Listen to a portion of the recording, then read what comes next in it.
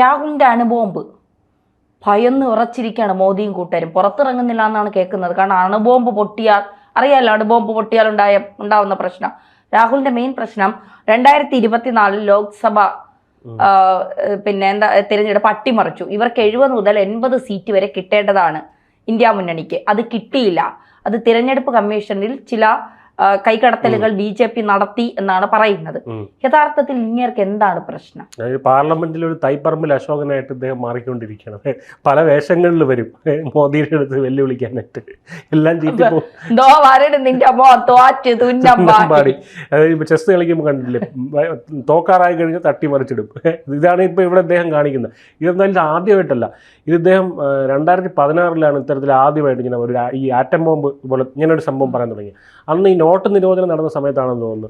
അദ്ദേഹം പറഞ്ഞ് എനിക്കൊരു കാര്യം പറയാനുണ്ട് എന്ന് പറഞ്ഞ്, എൻ്റെ ചുണ്ടുകളിൽ അതുണ്ട് എന്നൊക്കെ പറഞ്ഞ്, എൻ്റെ ചുണ്ടുകളിൽ നിന്ന് വേണമെങ്കിൽ വായിച്ചെടുത്തോ, പക്ഷെ ഞാനത് പറയില്ല. അപ്പോൾ ഇദ്ദേഹം പറഞ്ഞ്, അപ്പം BJP അത് എൻ്റെ ചുണ്ട് കണ്ട് തന്നെ നരേന്ദ്രമോദി പേടിക്കുകയാണെന്നൊക്കെ പറഞ്ഞു. അപ്പോൾ BJP നേതാവ് പറഞ്ഞ് നീ പറയടാന്ന് പറഞ്ഞു. നീ പറഞ്ഞിട്ട് പോയാൽ മതി. അപ്പോൾ പറഞ്ഞു ഇല്ല, ഞാനത് പാർലമെന്റിലേ പറയുള്ളൂ, അത് നരേന്ദ്രമോദി വരണ സെഷനിലേ പറയുള്ളൂ, അദ്ദേഹം അവിടെ ഇരുന്ന് വിറച്ച് വിരുമ്പി വീഴുന്നത് എനിക്ക് കാണണമെന്നൊക്കെ പറഞ്ഞു. അവസാനം ഇത് പുറത്തു വിട്ടപ്പോൾ ഈ നോട്ട് എന്തോ എല്ലാ നോട്ടും തിരിച്ചു വന്നില്ലെന്നോ അങ്ങനെ എന്തോ ഒരു സംഭവമായിരുന്നു. ഇത് കേട്ട് കോൺഗ്രസ് അവൻ അയ്യേ ഞാൻ പോകണം എന്നും പറഞ്ഞ് അവന്മാര് ഇറങ്ങിപ്പോയി. പറഞ്ഞു. അപ്പൊ ഇത് അന്നോട്ട് തുടങ്ങിയതാണ്. ഇത് ഇങ്ങനെ പൊട്ടിക്കും എന്ന് പറഞ്ഞിട്ട് അവസാനം പൊട്ടുമ്പോഴത്തേക്ക് ഇപ്പോൾ ബോംബും ഇല്ല. അപ്പം അതുപോലത്തെ ഒരു പരാമർശം അവരാണ് സാധ്യത. പക്ഷേ ഈ അട്ടിമറി എന്നുള്ളത് നമ്മൾ പറയുമ്പോൾ പേടിക്കണം. കാരണം അട്ടിമറി എന്ന് എവിടെയൊക്കെ പറഞ്ഞിട്ടുണ്ടോ അതിനകത്ത് ഒരു ചെറിയ പ്രശ്നമുണ്ട് എന്ന് തന്നെ നമ്മൾ മനസ്സിലാക്കേണ്ട കാരണമാണ്. കാരണം ഇതിൽ ഈ 2014 മുതൽ പല സ്റ്റേറ്റുകളിലായിട്ട് ഇലക്ഷൻ നടന്നിട്ടുണ്ട്. അപ്പോൾ അതിൽ ഈ മധ്യപ്രദേശ്, ഗുജറാത്ത്, രാജസ്ഥാൻ ഈ 3 സ്ഥലത്താണ് നമുക്ക് പച്ച പിടിക്കാൻ പറ്റാത്തതെന്ന് രാഹുൽ ഗാന്ധി പറയുന്നത്. അതിന് ഇദ്ദേഹം പറയുന്ന കാരണം എന്തോന്നാണ്, ഈ ബാലറ്റ് അതിൻ്റെ പ്രശ്നമാണ് പറയുന്നത്. പക്ഷേ 2ാം UPA സർക്കാരിൻ്റെ കാലത്തെ ഭരണത്തിൻ്റെ ഒരു ദുരവസ്ഥയാണ് എന്നുള്ളത് ഇങ്ങനെ അംഗീകരിക്കാനും പറ്റില്ലല്ലോ. നാളെ അങ്ങനെ പറയാൻ പറ്റും. പക്ഷെ അതാണ് നേരത്തെ കാരണം. അത് അദ്ദേഹത്തിന് അറിയായിരിക്കും. എന്തായാലും അത് മറന്നു പോകുന്നതാണ്. ഇവർ അറിയേണ്ടതല്ലേ 70 വർഷം ഭരിച്ചിട്ട് എന്തുകൊണ്ടാണ് നമുക്ക് വീണ്ടും അധികാരം പിടിക്കാൻ കഴിയാത്തതെന്ന് സാധാരണ ചിന്തിച്ചാൽ മനസ്സിലാവേണ്ട കാര്യമാണ്. അതും ഈ തുടർ എന്താ പറയുക 2014 വരെ തെരഞ്ഞെടുപ്പ് നടക്കുമ്പോൾ അധികാരത്തിൽ ഇരുന്ന ഈ കോൺഗ്രസ് ആയിരുന്നല്ലോ. അപ്പോൾ ഈ തുടർച്ചയായിട്ടായിരുന്നു ഇവരും ഭരിച്ചത്, ഇപ്പം മോദി സർക്കാരും ഭരിക്കുന്ന പോലെ. അപ്പോൾ അവർക്ക് വേണ്ടപ്പെട്ടവരൊക്കെ തന്നെയായിരുന്നു അന്ന് ഈ പറയുന്ന പൊസിഷനിലൊക്കെ ഇരുന്നത്. അന്ന് നടന്ന തെരഞ്ഞെടുപ്പിൽ എനിക്ക് തോന്നുന്നു ഇന്ദിരാഗാന്ധിക്കും രാജീവ് ഗാന്ധിക്ക് ശേഷം മൃഗീയ ഭൂരിപക്ഷത്തോടെ പിന്നെ വരുന്നത് നരേന്ദ്രമോദിയാണ്. 400ഓളം സീറ്റോടെയാണ് NDA വരുന്നത്. അപ്പോൾ ഇന്ത്യ അങ്ങനെ ഒരു ടേമിലോട്ട് വരികയാണ്. അപ്പോൾ 2ാമത്തെ ടേമിലും നരേന്ദ്രമോദി പിന്നെയും വരുന്നു. അപ്പം നമ്മുടെ രാഹുൽ ഗാന്ധിയുടെ കിളി പറക്കുക. 3ാമത്തെ ടേമിൽ ഇവർ ഇന്ത്യ സഖ്യം, അതായത് കള്ളന്മാർ എല്ലാം കൂടെ ഒരു സഖ്യം ഉണ്ടാക്കി പൊരുതി. എന്നിട്ടും എന്താ പറയുക, സീറ്റൊന്നും പിടിക്കാൻ പറ്റില്ല, പരാജയമാണ് അവിടെ ഉണ്ടായത്. അപ്പോൾ ഇദ്ദേഹം പറഞ്ഞ പോലെ തെരഞ്ഞെടുപ്പിൽ അങ്ങനെ കൃത്രിമം കാണിച്ചിട്ടുണ്ടെങ്കിൽ നമ്മൾ ജയിക്കുന്നിടത്തൊക്കെ ഈ ബാലറ്റ് പെട്ടിക്ക് കുഴപ്പമില്ല, ബാലറ്റ് മെഷീന് കുഴപ്പമില്ല, ഇതുപോലെ തോൽക്കുന്നിടത്ത് ബാലറ്റ് മെഷീന് പ്രശ്നമുണ്ടെന്നുള്ള രീതിയിലാണ് ഇദ്ദേഹം പറയുന്നത്. അത് ഈ ജനാധിപത്യത്തിലെ ജനങ്ങളുടെ വിധി അംഗീകരിക്കാനുള്ള ഒരു മടിയാണ് എന്നത് മാത്രമേ എനിക്ക് അതിനെപ്പറ്റി പറയാനുള്ളൂ. അല്ലാതെ ഈ ബാലറ്റ് മെഷീൻ്റെ കുഴപ്പമൊന്നും അല്ല അത്. എന്തായാലും ഇദ്ദേഹം മനസ്സിലാക്കേണ്ട കാര്യം, ഏറ്റവും കൂടുതൽ കാര്യം ഭരിച്ചത് ദേശീയ നേരത്തെ പറഞ്ഞ പോലെ ഇദ്ദേഹത്തിൻ്റെ പാർട്ടിയാണ്. ഇദ്ദേഹത്തിൻ്റെ പാർട്ടി എന്ന് പറയുന്നതിനേക്കാൾ ഇദ്ദേഹത്തിൻ്റെ ഫാമിലി എന്ന് പറയുന്നതായിരിക്കും കുറച്ചും കൂടെ ഉചിതം. കാരണം ഇന്ദിരാഗാന്ധി 11 to 12 വർഷമാണ് ഭരിച്ചത്. ഇദ്ദേഹത്തിൻ്റെ ജവഹർലാൽ നെഹ്റു, ഇദ്ദേഹത്തിൻ്റെ മുതുമുത്തച്ഛൻ ഭരിച്ചത് 17 വർഷത്തോളമാണ്. അപ്പോൾ ഇവർ രണ്ടും കൂടെ തന്നെ 10-30 വർഷത്തോളം ഭരിച്ചിട്ടുണ്ട്. പിന്നെ രാജീവ് ഗാന്ധി ഉണ്ട്, അദ്ദേഹത്തിൻ്റെ പിതാവ്. അപ്പോൾ അതെല്ലാം കൂടെ വരുമ്പോഴത്തേക്കും എത്ര വർഷം വരുന്നുണ്ടെന്ന് നോക്കാം. അപ്പോൾ അത് തന്നെ അപ്പം അവിടെയെല്ലാം ഇവർ ഇങ്ങനെ തുടർഭരണം ഉണ്ടായത് ഈ അട്ടിമറി കാണിച്ചിട്ടാണോ എന്നുള്ളത് അദ്ദേഹം വ്യക്തമാക്കണം. കാരണം തുടർഭരണം വരുമ്പോൾ എല്ലാം അട്ടിമറി എന്നാണല്ലോ പറയുന്നത്. അപ്പോൾ ഈ ഒരു ചരിത്രം നമ്മൾ പരിശോധിച്ചാൽ നമുക്ക് മനസ്സിലായി അട്ടിമറി ആരോപണം വന്നിട്ടുള്ളിടത്തൊക്കെ പ്രശ്നം ഉണ്ടായിട്ടുണ്ട്. അത് വളരെ സീരിയസ് ആയിട്ട് നമ്മൾ കാണേണ്ട ഒരു കാര്യമാണ്. കാരണം ഒരു മോശമായിട്ടുള്ള സാഹചര്യത്തിലേക്ക് രാജ്യത്തിനെ കൊണ്ടുപോകാൻ അതിന് പറ്റും. അതിന് മുമ്പ് നടന്നിട്ടുണ്ട്. അവിടെയാണ് നമ്മൾ ഡീപ് സ്റ്റേറ്റ് എന്ന് പറയുന്ന അമേരിക്കയുടെ ഈ ഇത്തരത്തിലുള്ള ഗൂഢമായിട്ടുള്ള ഒരു ഗൂഢാലോചന തിയറി എന്നൊക്കെ പറഞ്ഞ് തള്ളിക്കളയും. പക്ഷെ അങ്ങനെ തള്ളിക്കളയാൻ പറ്റില്ല. കാരണം രാഹുൽ ഗാന്ധിയുടെ സ്റ്റേറ്റ്മെൻറ്റ് നമുക്ക് തൽക്കാലം മാറ്റിവെക്കാം. കാരണം രാഹുൽ ഗാന്ധി പറയുന്നതൊന്നും അദ്ദേഹം ഇഷ്ടപ്രകാരം പറയുന്നതാണെന്ന് ഞാൻ വിശ്വസിക്കുന്നില്ല. അദ്ദേഹം രാഷ്ട്രീയത്തിലേക്ക് വന്നതും ഇപ്പം രാഷ്ട്രീയത്തിൽ നിൽക്കുന്നതും ഒന്നും അദ്ദേഹത്തിൻ്റെ ഇഷ്ടപ്രകാരമാണെന്ന് ഞാൻ വിശ്വസിക്കുന്നില്ല. അത് പേരെടുത്ത് പറയുന്നില്ല ആർക്ക് വേണ്ടിയാണ് അദ്ദേഹം ഇതൊക്കെ ആരെ പ്രീതിപ്പെടുത്താൻ വേണ്ടി ആണെന്നുള്ളത് അറിയാമല്ലോ. അപ്പോൾ എന്തായാലും അദ്ദേഹം പറയുന്നതൊക്കെ അദ്ദേഹത്തിനെ കൊണ്ട് ആരോ ഈ കുത്തി പറയിക്കുന്ന പോലെ തോന്നുന്നുണ്ട്. അപ്പോൾ അത് ആരാണെന്നുള്ളത് നമുക്ക് അതിലേക്ക് ചരട് വലിക്കുന്ന ആരാണെന്ന് നമുക്ക് പോകാം. അതിലേക്ക് പോകുന്നതിന് മുന്നേ നമുക്ക് ഈ ഇന്ദിരാഗാന്ധിയിലോട്ട് പോകേണ്ടി വരും. കാരണം മുമ്പ് ഇത് ഉണ്ടായിട്ടുള്ളത് ഇന്ദിരാഗാന്ധിയായിരുന്നു. 1966 മുതൽ തുടർച്ചയായിട്ട് ഇന്ത്യ അധികാരത്തിൽ ഇരുന്നൊരു വ്യക്തിയാണ്. അതായത് ഇന്ദിരാഗാന്ധി എന്ന് പറയുന്നത് 11 വർഷത്തോളം 1966 മുതൽ. അപ്പോൾ ഇന്ത്യ ആണവായുധം പരീക്ഷിക്കുന്നതും വളരെ പവർഫുൾ ആയിട്ടുള്ള രാജ്യമായിട്ട് മാറുകയും പാകിസ്ഥാനെ യുദ്ധത്തിൽ പരാജയപ്പെടുത്തുകയും ബംഗ്ലാദേശിനെ രൂപപ്പെടുത്തുകയൊക്കെ ചെയ്തതിൽ വലിയൊരു പങ്ക് വഹിച്ച ആളാണ് ഇന്ദിരാഗാന്ധി എന്ന് പറയുന്നത്. അപ്പോൾ ആ ഒരു കാലയളവിൽ വളരെ പവർഫുള്ളായിട്ട് അവർ മുന്നോട്ട് പോവുകയും രാജ്യത്തെ അത്യാവശ്യം നല്ല രീതിയിൽ നയിക്കുകയും ചെയ്തിരുന്ന ഒരു പ്രധാനമന്ത്രിയായിരുന്നു. അപ്പം എക്കണോമിയുടെ കാര്യത്തിൽ, സാമ്പത്തിക വ്യവസ്ഥയുടെ കാര്യത്തിൽ കുറച്ച് പിന്നോക്കമായിരുന്നു. എന്നാൽ പോലും ഒരു സ്ട്രോങ് ആയിട്ടുള്ള രാജ്യമാക്കി ഇന്ത്യയെ മാറ്റുന്നതിൽ ഈ വലിയൊരു പങ്ക് ആർക്കുണ്ടായിരുന്നു? ഇന്ദിരാഗാന്ധിക്ക് ഉണ്ടായിരുന്നു. അപ്പോൾ സോവിയറ്റ് യൂണിയനുമായിട്ട് വളരെ അടുത്ത ബന്ധം തുടങ്ങി വെച്ചത് ഇന്ദിരാഗാന്ധിയാണ്. അതാണ് ഇപ്പോഴും നമ്മൾ അനുഭവിക്കുന്ന ആ ഒരു പ്രിവിലേജ്. അപ്പോൾ ഇതെല്ലാം കൊണ്ട് 71 യുദ്ധത്തിൽ, പാകിസ്ഥാനുമായിട്ട് ഉണ്ടായ യുദ്ധത്തിൽ അമേരിക്ക നമ്മൾ ആക്രമിക്കാൻ വന്നപ്പോൾ സോവിയറ്റ് യൂണിയനാണ് അമേരിക്കയെ തടഞ്ഞത്. അപ്പോൾ ഇത്രയും അടുപ്പം സോവിയറ്റ് യൂണിയനായിട്ട് ഇന്ദിരാഗാന്ധിക്ക് ഉണ്ടായിരുന്നു എന്നുള്ളതാണ്. അപ്പം ആ അവസ്ഥയിൽ ഇന്ദിരാഗാന്ധി പുറത്താകണം എന്ന് ആരായിരിക്കും ഏറ്റവും കൂടുതൽ ആഗ്രഹിച്ചിട്ടുണ്ടാവുക? അത് നമ്മുടെ കോമൺ സെൻസ് വെച്ച് ആലോചിച്ച് നോക്കിയാൽ മനസ്സിലാവും.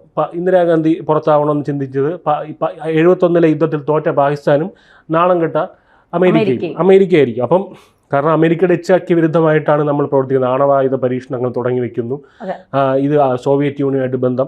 അപ്പോൾ ഇതെല്ലാം തന്നെ അമേരിക്കയ്ക്ക് വലിയ നാണക്കേടുണ്ടാക്കുന്നു. ഈ അമേരിക്കയെ തടയുന്നു സോവിയറ്റ് യൂണിയൻ വന്ന്. അപ്പോൾ ഇതല്ല, അങ്ങനെ ഇന്ദിരാഗാന്ധിയെ പുറത്താക്കാനുള്ള നീക്കം അവിടെ നിന്നാണ് തുടങ്ങുന്നത്. അപ്പോൾ ഇന്ദിരാഗാന്ധി, നമ്മൾ ആലോചിച്ച് നോക്കുമ്പോൾ ഇന്ദിരാഗാന്ധി പുറത്തു പോകണം എന്നുള്ളൊരു ചിന്ത തുടങ്ങിയത് 71 ഇലക്ഷന് ശേഷമാണ്. അതായത് 71 തിരഞ്ഞെടുപ്പിൽ ഇന്ദിരാഗാന്ധി വരുന്നു, വീണ്ടും വരുന്നു. 66 കഴിഞ്ഞ് 71 ഇലക്ഷനിൽ വീണ്ടും വരുന്നു ഇന്ദിരാഗാന്ധി. 71 കഴിഞ്ഞ് 74 ആണവ പരീക്ഷണം, അതിൻ്റെ പേര് സ്മൈലിംഗ് ബുദ്ധ എന്നുള്ളതാണ് പരീക്ഷണത്തിൻ്റെ പേര്. 75 അലഹബാദ് കോടതിയുടെ ഒരു വിധി വരെയാണ് ഈ തെരഞ്ഞെടുപ്പ് റദ്ദാക്കിക്കൊണ്ട്, 4 വർഷം കഴിഞ്ഞിട്ട് 71 തെരഞ്ഞെടുപ്പ് റദ്ദാക്കിക്കൊണ്ട്. അത് മാത്രമല്ല, ഇന്ദിരാഗാന്ധി കുറ്റക്കാരിയായിട്ട് ആക്കിയിട്ട് ഇന്ദിരാഗാന്ധിക്ക് 6 വർഷം മത്സരിക്കുന്നതിൽ നിന്ന് വിലക്കുമുണ്ട്. അപ്പോൾ ഇത്തരത്തിലൊരു വിലക്ക് വരെയാണ്. രാജ്യമെങ്ങും പ്രക്ഷോഭങ്ങൾ ഉണ്ടാവുകയാണ്. അപ്പോൾ ഇത് വന്നപ്പോഴാണ് ഇവരെ കോർണർ ചെയ്തു, ഇന്ദിരാഗാന്ധിയെ കോർണർ ചെയ്തു, ഒരു മൂലയിലോട്ടാക്കി. ഇന്ദിരാഗാന്ധിക്ക് മറ്റ് വഴിയില്ലാതായി. ഇത് ഇന്ദിരാഗാന്ധിക്ക് അറിയാം, ഇത് രാജ്യത്തിനകത്തുള്ള ശക്തികൾ മാത്രമല്ല, അതിനകത്ത് പുറത്തുള്ള ശക്തികളുമുണ്ട്. ഇത് രാജ്യത്തിനെ തകർക്കാനുള്ള ശക്തിയാണ് ഇവിടെ കൂടിയിരിക്കുന്നത് മനസ്സിലായി. അപ്പോൾ ഇന്ദിരാഗാന്ധിക്ക് മറ്റൊരു മാർഗ്ഗമില്ലാതെ ഞാൻ അടിയന്തരാവസ്ഥ ന്യായീകരിക്കുന്നില്ല, അത് എന്ത് സാഹചര്യത്തിലാണ് വയ്ക്കേണ്ടി വന്നതെന്നുള്ളതാണ്. അടിയന്തരാവസ്ഥ പ്രഖ്യാപിക്കുന്നു. അതിനുശേഷം എന്താ പറയുക, 77 വരെ 2 വർഷത്തോളം, ഏതാണ്ട് 2 വർഷത്തോളം അടിയന്തരാവസ്ഥ നീളുന്നു. ഇന്ദിരാഗാന്ധി അത് കഴിഞ്ഞ് പുറത്തു പോകുന്നു. അപ്പോൾ അതിനുശേഷം ഇന്ദിരാഗാന്ധിക്ക് മത്സരിക്കാൻ പറ്റുന്നില്ല. 6 വർഷത്തോളം വിലക്കുണ്ടല്ലോ.